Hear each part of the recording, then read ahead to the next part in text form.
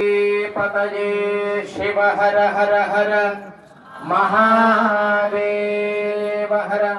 श्री गणेश शारदा गुरुभ्यो नमः। हर ओम। पंचाननमुखोद्भूतान् पंचाक्षरमनोपमान् पंचसूत्रकृतो वन्दे पंचाचार्यान् जगद्गुरून्। गुरुर्ब्रह्मा गुरुर्विष्णुः गुरुर्देवो महेश्वरः गुरुः साक्षात् परब्रह्म तस्मै श्री गुरवे नमः। श्री गुरुभ्यो नमः। हरः ओम। निषुषीद गणपते गणेशत्वामाहुर्विप्रथमं गवीनाम् नरुते त्वत्कृजते किञ्चनारे महामर्कं मघवं चित्रमर्चा अभिख्यानो मघवन्नाथमानां सखे बोधिवसुपते सखीनां रणं कृधिरणकृत्सत्यशुष्मा भक्ते चिदा भजा राजे अस्मान् एकदन्ताय विद्महे वक्रतुण्डाय धीमहि तन्नो दन्तिः प्रचोदयात्। ॐ सहना भवतु सहनौ भुनक्तु सह वीर्यं करवावहै तेजस्विनावधीतमस्तु मा विद्विषावहै। ओम शांति शांति शांतिः। श्रीमद् जगद्गुरु पंचाचार्य महाराज की काशी विशालाक्षी अन्नपूर्णा समेत विश्वनाथ भगवान की श्री गुरु गुरु सिद्ध मणिकंठ शिवाचार्य महाराज की समस्त साधु संत महाराजों की हर हर महादेव हर हर महादेव। धर्माचरण जो है आप भूलना नहीं चाहिए। इसलिए इस कलियुग में आप जन्म स्वीकारे हैं तो आप शिव की जप नहीं करोगे, शिव की नाम स्मरण नहीं करोगे, शिव का भजन नहीं करोगे, उनका अर्चन नहीं करोगे तो क्यों आए। इसलिए कहता है शास्त्र कहता है कि भाई आपका जीवन शैली कैसा होना चाहिए, आप क्या करना चाहिए। शास्त्र कहता है अगर आपको 100 काम है तो उसे छोड़ दो, पहले भोजन करो, ऐसे शास्त्र कहता है। मतलब शास्त्र जो है आपका जीवन शैली बताता है। आपको 100 काम कितने भी रहने दो, 100 काम छोड़ करके भी आपको पहले भोजन पाना चाहिए। सहस्रं त्यक्त्वा स्नानमाचरेत्। तो शास्त्र कहता है आप तो 100 काम छोड़ करके भोजन पा लिया तो उससे पहले आता है नहीं नहीं भाई 1000 काम रहने दो, वो पहले छोड़ो, पहले नहाओ स्नान करो करके शास्त्र कहता है। सहस्रं त्यक्त्वा स्नानमाचरेत्। और शास्त्र उतना ही नहीं रहा और आगे जाकर के कहता है तो उससे पहले और भी आता है अगर आप करोड़ काम रहने दो, 1 करोड़ के काम रहने दो, सभी छोड़ो, पहले शिव नाम का स्मरण करो करके शास्त्र कहता है। इसलिए शास्त्र का उद्देश्य को हमें पता लगाना है, जानना है और हमें अपने जीवन में आचरण करना है। ऐसे शिव नाम स्मरण करने के लिए, ऐसे शिव का भजन करने के लिए, शिव का पूजन करने के लिए, अर्चन करने के लिए आज इतना वैभव से आप सभी आए हैं। सचमुच वो भगवान नीलकंठेश्वर ने ही आप सभी को मार्गदर्शन किया है और उतना ही आपका जीवन जो है कल्याण के मार्ग में सचमुच है करके मुझे भासित होता है। इसलिए इस कार्यक्रम को आप सभी आए, आप सभी को भी नीलकंठेश्वर महास्वामी का आशीर्वाद सदा रहे। और इस कार्यक्रम में बहुत सुंदर रूप से आयोजन किए हुए हमारे संदीप जी और उनके सहपाठी, उनके जो सदस्य है, उन सभी को भी मैं अभिनंदन करूंगा। और इस कार्यक्रम तो बहुत सुंदर रूप से चल रहा है। अभी थोड़ी ही देर में कार्यक्रम का समाप्ति होने जा रहा है, उससे पहले महाराज जी का आशीर्वाद होगा। फिर आप सभी लोग जो है श्रद्धा भक्ति से इस कार्यक्रम में भाग लें। और इसी प्रकार इस कार्यक्रम को बहुत सुंदर रूप से परली वैद्यनाथ के जो अर्चक हैं, आप सभी को पता है गणेश शास्त्री जी, उनके नेतृत्व में जो श्रीशैल से आए हुए समस्त अर्चक वृंद, काशी से आए हुए अर्चक वृंद, ये सभी लोग शास्त्र से विधिवत कार्यक्रम जो है कल से ही करते आ रहे हैं। बहुत सुंदर रूप से यहाँ पे कार्यक्रम जो है चलते आया है। अभी गुरु महाराज जी का आशीर्वचन होगा। गुरु महाराज जी के बारे में संक्षिप्त में आप सभी को परिचय देता हूं। महाराज जी सोलापुर जिले के बार्शी गांव के श्री दहिवड़कर बृहन मठ के मठाधिपति है, जो कि काशी जगत गुरु चंद्रशेखर शिवाचार्य महास्वामी, जो हम लोग कहते हैं काशी पीठ, काशी पुणे नगरी नीलकंठेश्वर महास्वामी प्रतिष्ठापन में इस व्यासपीठ पर सान्निध्य किए हुए श्री गुरु सिद्ध मणिकंठ शिवाचार्य स्वामी जी को अनंत भक्ति पूर्वक साष्टांग प्रणाम करते हुए और आए हुए माताएं, बहनें, भाइयों, सभी बच्चे, सभी को भी आप सबके हृदय में निवास करने वाले महादेव को नमन करते हुए आज का जो कार्यक्रम है बहुत विशिष्ट कार्यक्रम है। हमें इतना आनंद हो रहा है क्योंकि हम तो हर जगह हम प्रतिष्ठापना तेलंगाना, आंध्रा, कर्नाटका, काशी इत्यादि जगहों में, अनेक जगहों में किए हैं, लेकिन जितना पुणे के शहर के जितने आपके जो भक्ति है उसके आगे मुझे कुछ भी ज्यादा नहीं दिखा। ये मुझे बहुत प्रसन्नता हो रही है। आप लोगों का भक्ति, आप लोगों का शक्ति यहाँ तक लाया है, साक्षात नीलकंठेश्वर महास्वामी ने ही ये सब कुछ करवाया है।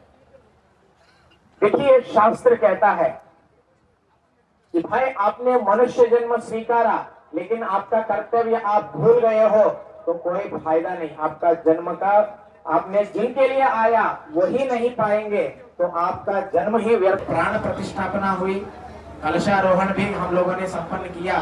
आप सभी लोग भी सचमुच धन्यवान हैं। इसलिए मैं कहता हूँ आप सभी लोग बहुत पूर्व जन्म का पुण्य बल से आप सभी आए हैं। अभी महाराज जी का आशीर्वचन होगा। आप सभी लोग श्रद्धा भक्ति से उनके आशीर्वाद को लेकर के मैं सूचना करता हूँ। ओम शांति ही शांति ही शांति ही।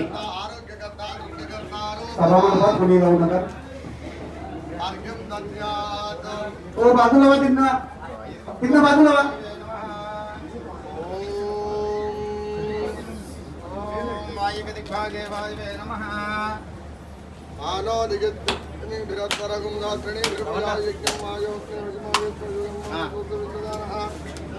हर नमः पार्वती पतये शिव हर हर महादेश्वर भगवान की। आवाज वाढवा। त्रैलोक्य संपदा लेख्य समुल्लेखन भित्तये सच्चिदानंद रूपाय शिवाय ब्रह्मणे नमः। यामाहुः सर्वलोकानां प्रकृतिं शास्त्रपारगाः तां धर्मचारिणीं शम्भोः प्रणमामि परां शिवाम्। ओम नमः प्रणवार्थाय शुद्ध ज्ञानैकमूर्तये निर्मलाय प्रशांताय तस्मै श्री गुरवे नमः। तस्मै श्री गुरवे नमः। तस्मै श्री गुरवे नमः।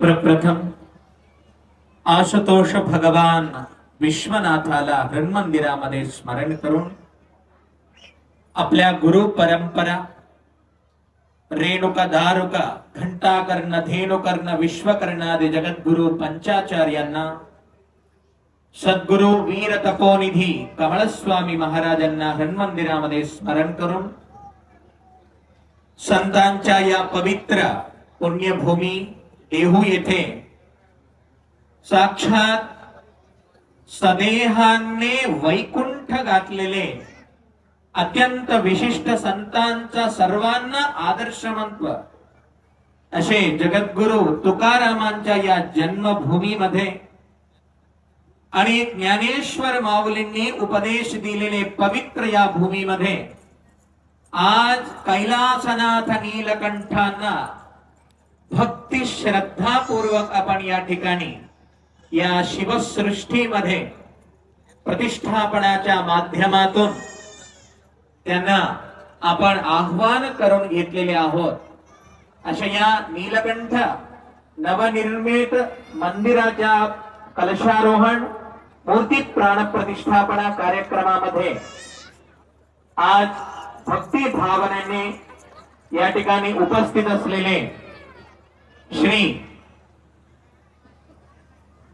नीलकंठ परमेश्वराला वंदन करून या ठिकाणी शिवसृष्टीच्या या संघाच्या अध्यक्ष आणि सर्व पदाधिकारी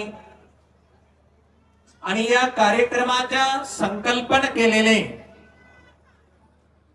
तुम्हा सर्वांच्या लाडका आणि अनेक कुटुंबांना या ठिकाणी व्यवस्था होण्यासारखा व्यवस्था करून इतके सुंदर शिवसंकल्प केलेले संदीपजी आणि त्यांचे परिवार आणि या ठिकाणी अनेको जण नाव घेत असेल तर वेळ पुरणार नाही एवढे लोकांनी अनंत मंगळाशीर्वाद प्रदान करून आपल्या सनातन धर्मामध्ये अत्यंत विशिष्ट आचरण सांगितलेले आहे. आज या नीलकंठ प्राण प्रतिष्ठापनाच्या कार्यक्रमामध्ये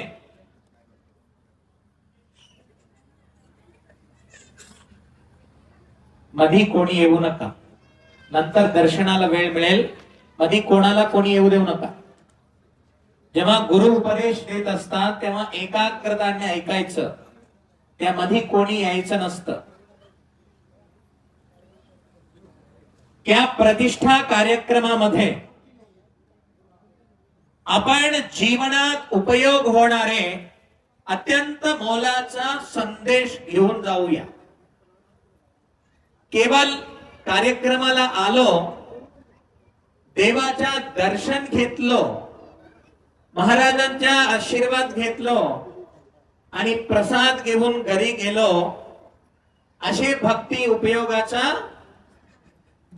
नाही. ते एक दिवसच राहते फक्त.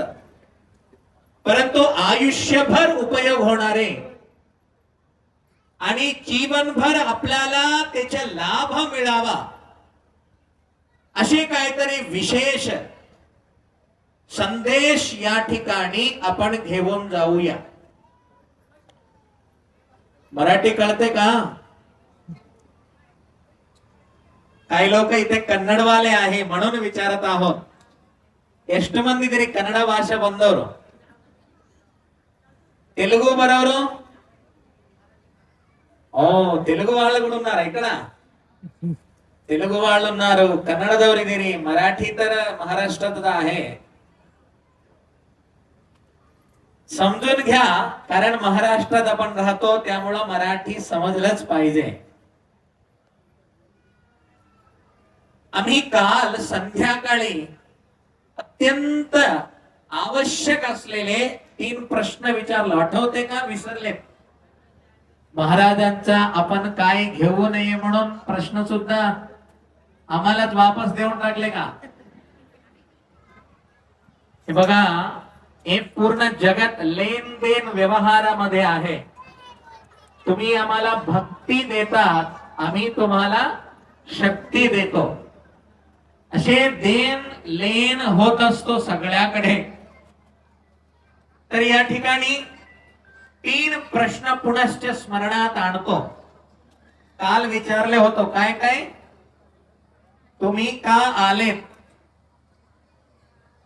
आणि काय करत आहे किंवा काय करायचं. का आलेत हे कळलं तर काय करायचं हे पण समजेल. आणि हे करायच्या वेळ संपल्यानंतर कुठे जाणार हे सुद्धा आपल्याला लक्षात येतं. कार्यकर्ता कुठे आहे तिथे, इथे या, उभे राहा.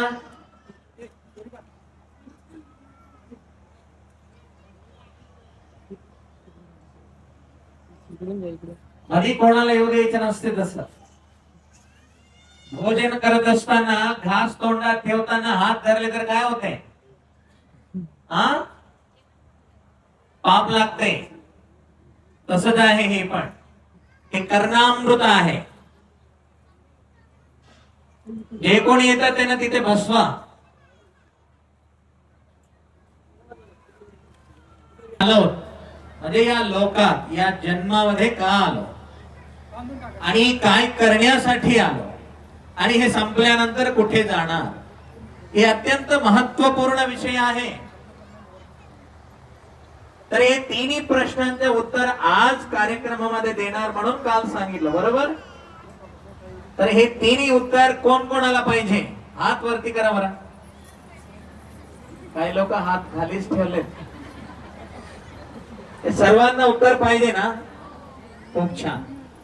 तर हे सर्व उत्तर जे मंदिर तुम्ही आज प्रतिष्ठापना करून उद्घाटन केले, त्या भोलेनाथांच्या जेवढे तुम्हाला वेळ मिळेल तेवढे मिनिट या ठिकाणी येऊन दररोज दर्शन करत गेले तर एक ना एक दिवस या तिन्ही प्रश्नांच्या उत्तर तुम्हाला मिळणार. काही प्रश्नांचा उत्तर स्वतः शोधावं लागतंय. आयत्य सगळं काही बसलेल्या ठिकाणी मिळता, त्याचा जाणीव राहत नाही व्यक्तीला. तरी सुद्धा कालपासून तुम्ही आतुरतेने वाट बघत आहे प्रश्नांचं उत्तर काय मिळतो बघूया म्हणून. आम्ही कितीही सांगितले तर तुम्हाला समजणार नाही. जेव्हा तुम्ही चित्त शुद्धी करून, मन प्रसन्न करून महादेवास ऐक्य होतात, तेव्हाच ते उत्तर तुम्हाला अनुभवात येतात. तरीही या पुण्य प्रसंगी गुरूंचा उपदेश मनापासून श्रवण केलं तर थोडा तरी समजेल. आपण का जन्म घेतलो, नेमका आपण या भूलोकात का आलो, या मानव शरीरात का आलो, म्हणजे शास्त्रामध्ये सांगत आहे याचं उत्तर, अनेक जन्म अनेक मरण प्राप्त केला हे जीवात्मा. या शरीरात असलेला जे जीव आहे ते खूप वेळा जन्म घेतला आणि खूप वेळा मृत्यू पावला. किती वेळा, 10 वेळा का 20 का 1000 का करोड, तर ते संख्या सांगता येणार नाही. तुम्ही मोजून घ्या म्हणून ते उदाहरण सांगत आहे. या भूमंडळाला चांगला कुटून पीठ सारखा करून त्याला आकाशामध्ये सगळ्याकडे पसरवलो तर एक एक कण मोजत गेले तर केवढा होऊ शकते ना, तेवढा वेळा आपण जन्म घेतलो आणि तेवढा वेळा मृत्यू पावलो. बघा किती झाले ते, कोणाला सांगता येते का? काय काय संख्या नसतात, असंख्य असतात. एवढा वेळा जन्म मृत्यू झाला आपला. अकबर बिरबल माहित आहे ना तुम्हाला, त्यांची कथा आहे एक. नक्षत्र किती आहे मला संख्या सांगा, जे सांगताल त्यांना माझ्या अर्धा राज्य देतो म्हणतात. कोणीतरी आजपर्यंत नक्षत्र एवढे आहे मोजलेले का? कितीही तुम्ही AI वापरा किंवा काही वापरा, मोजू शकले नाही. परंतु अर्ध राज्य मिळतो म्हणून काही लोक 10 दिवस रातभर मोजत बसले 2.5 लाख 2 लाख असं काहीतरी संख्या सांगितले. राजा त्याला प्रमाण मागतात, एवढंच आहे ते प्रमाण काय, कोणी देऊ शकले नाही. मग त्यांना शिक्षा देतात, पाठवतात. आणि एका दिवशी एक अद्भुत हुशार असलेला व्यक्ती त्या राज्यात येतो. तो काय मोठा व्यक्ती नाही, विद्वान नाही, ते मेंढे पाळणारे आहे. छोटाशा शिशूला वरती घेऊन येतात. राजा, मी सांगतो तारा किती आहे अंतरिक्षामध्ये, मला माहिती आहे म्हणतात. राजा म्हणतो, मोठे मोठे विद्वान विज्ञानी लोकांना कळलं नाही, तुला कुठून कळेल. तेव्हा तो म्हणतो, मला माहिती आहे, माझ्या मांडीवर असलेले या मेंढीच म्हणतात ना त्याला, मेंढीचे पिल्लू, त्याच्या जेवढा केश असेल ना तेवढेच नक्षत्र आहे वरती, म्हणून प्रमाण सकट सांगतो तो. राजाला ते केश मोजणं शक्य नाही, त्यामुळं नक्षत्र सुद्धा तेवढंच आहे मान्य करावं लागलं. तसे मी किती वेळा जन्म मृत्यू घेतलो असं जर विचारले तर सांगता येत नाही, ते असंख्यात वेळा आहे. तर आपण का जन्म घेतलो आणि का मृत्यू पावलो, तर याचा अर्थ असा आहे, परमेश्वरांनी एकोहम बहुस्याम प्रजायय उपनिषदामध्ये सांगतात, तो एकटाच होता. एकटच असताना आपल्याला मन रममान होत नाही. आता इथे या ठिकाणी के शाखा मठाधिपति हमारे इस पावन नगरी इस कार्यक्रम को मंगलाशीर्वचन देने और उपदेश देने, सभी को आशीर्वाद देने के लिए पधारे हैं। महाराज जी के बारे में शब्दों में कमी पड़ जाता है, उनके बारे में बोलना है तो महाराज जी का अध्ययन अत्यद्भुत है। महाराज जी श्रीशैल में वहां पे 6 वर्ष यजुर्वेद का अध्ययन किया, फिर काशी में 12 साल वहां पे सतत अभ्यास करके अभी ही पिछले साल 2025 अक्टूबर में संपूर्णानंद संस्कृत विश्वविद्यालय में वेदांत विभाग में अशी इच्छा प्रकट झाली त्याला, लीला विनोदासाठी मी एक आहोत, मी अनंत व्हावा म्हणून असे संकल्प केले. फक्त काय केले? संकल्प केले. संकल्प मात्राच्या शक्ती